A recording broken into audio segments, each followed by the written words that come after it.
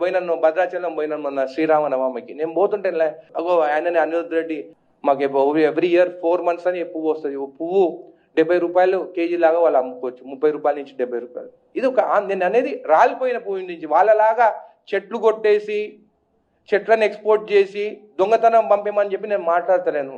ఆంధ్రాలో చేసేటట్టు మీకు అందరు తెలుసు, గంధం చెట్లు అంతా ఎంత దొంగతనంగా చేస్తుండే, ఎట్లా చేస్తుండే, ఎంతమందిని ఫైరింగ్ అయింది అక్కడ అనేది అందరికి తెలుసు. నేను ఓన్లీ రాలిపోయే పువ్వు గురించి మాట్లాడుతున్నాను. ట్రోల్ చేసిన వాళ్ళ తోలు తీయాలి అన్నంత కోపం ఉన్నా దాని కడుపుల్ని ఆపుకొని ఆంధ్రాలో ఎర్రచందనం స్మగ్లింగ్ తిరగ చేయమంటలేను.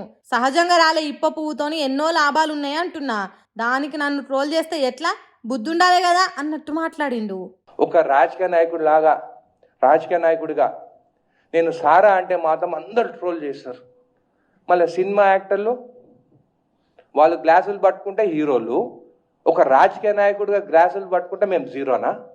ఖుషి మూవీ చూసినాం మొన్న, దాంట్లో పవన్ కళ్యాణ్ ఆలీ ఉంటాడు.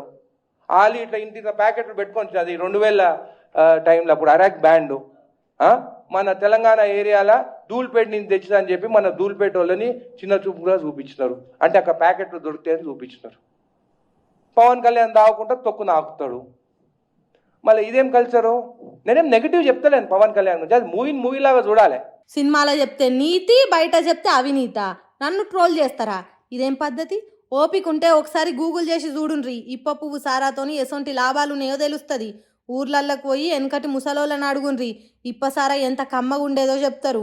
వాళ్ళు ఇన్నేళ్ళు ఎట్లా బతికినరో కూడా చెప్తారు. చెప్పే మంచిని కాకుండా ఇష్టం వచ్చినట్టు ట్రోల్ చేస్తే ఎట్లా అన్నట్టు మంచిగానే వేసుకున్నాడు.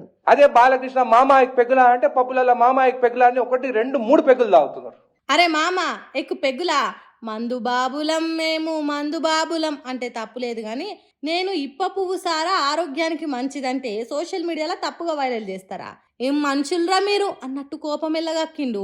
ఇక అట్లనే ఆఖరి పంచు మనదైతే ఆ కిక్కే వేరప్ప అన్నట్టు కాంగ్రెస్ పార్టీ సర్కార్ల పనులు ఏ తిరగ జరుగుతున్నాయో వివరించి చెప్పిండు.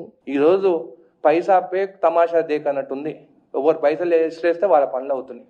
ఇంత చక్కదనంగా ఉన్నదట పరిపాలన. గిట్లుంటే సాదాసీదా మనుషులు ఎట్లా బతకాలి చెప్పుండ్రి? సర్కారు పనులు చేస్తుందనే నమ్మకం ఎట్లా కలుగుతుంది చెప్పుండ్రి అన్నట్టు మాట్లాడిండు.